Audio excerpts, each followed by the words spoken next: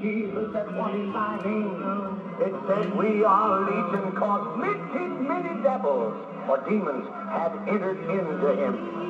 Is that true? That demon spoke. That demon talked through the man's lips and talked to Jesus and said, cast us not out.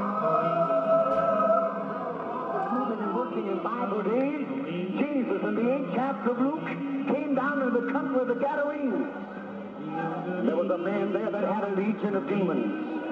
And that demon talked.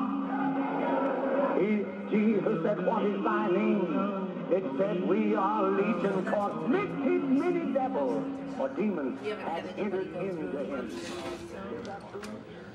Like people have just walked through. Just closed another of the Soap Factory's haunted basements. Amazing project, over 10,000 people through this year. Raising vital money to support not only our programs at the Soap Factory, but also the refurbishment of the building.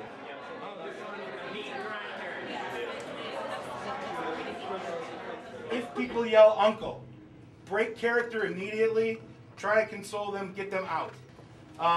Stop people from touching the installation pieces. It's a haunted house, but it's also an art exhibit. People should not be moving things, touching things, breaking things. Less is more. It's not usually scary to say a whole bunch of stuff. It's usually scary to just get into the character, be that person or that thing or that freak or whatever you are tonight, and let yourself go with it. Don't try to think of clever things to say. Just be the character, do it. Everybody that comes by, give them your best performance and then let them go. So you feel like it's ready to go? I think so.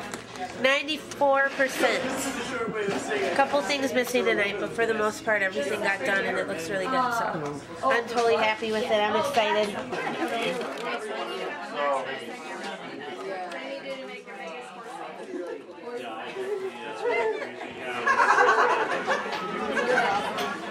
Are you serious?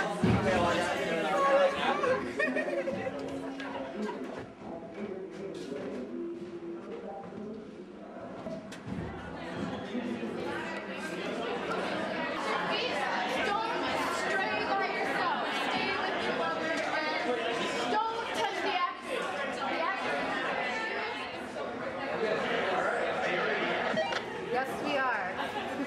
Okay. All right, you guys are going down. Go down the stairs as far as you can. Take a left.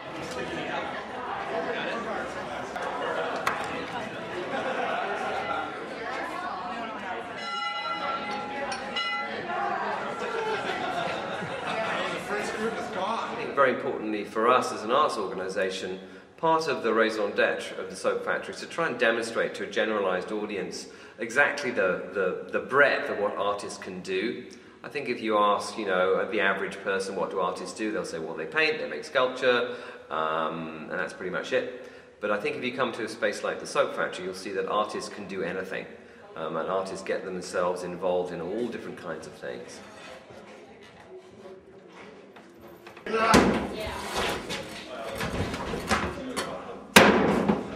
Yeah, nice.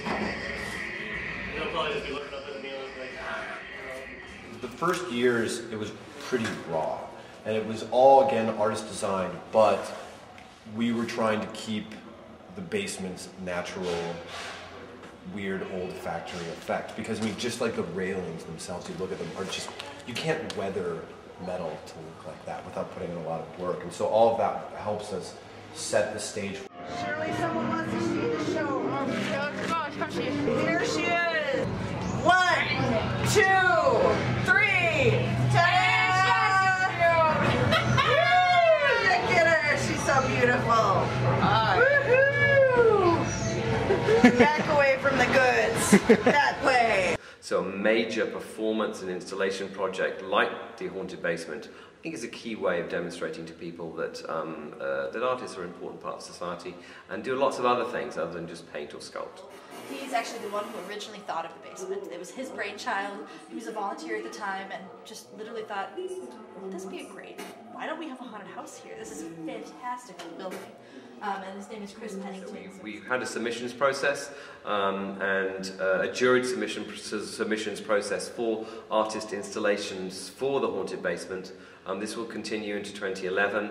We want to involve individual artists a lot more in the project, so they are creating individual installations and individual scares, features, gags, whatever you want to call them, for the basement experience.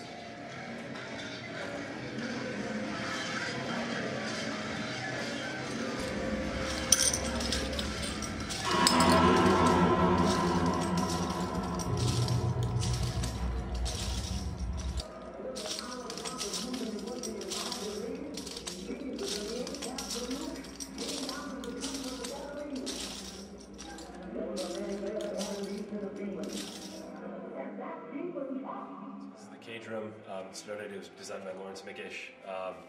It started as this idea of just banging on cages, kind of getting a cheap scare. It's kind of developed in this whole idea with a narrative of, you know, people being kept to be eaten. So the idea is that you can kind of scream and cry and bang on the cages, scream for help, all that kind of stuff. It really starts to really weird out the actors or the patrons. They get really, you know, strange. You know, you can do a lot of, you know, all that kind of stuff really scares the shit out of people. So. Very low lit, very distracting. You know, they have to come up to these doors, which leads into the slaughter room, which is kind of the next stage of the narrative, which has to do with cages, people being kept to be eaten, so this is where they might be being processed. With these great latex torsos made by Leslie Kelman. They're weighted, they have these great faces. So, you know, some people will even just walk around holding them. You can, you know, kind of throw them down, do all sorts of weird stuff with them. Probably the best effect we have, what's pretty simple, is you can just get this great sharpening sound, really just scares the daylights out of people. So, but yeah, these guys are our little best friends.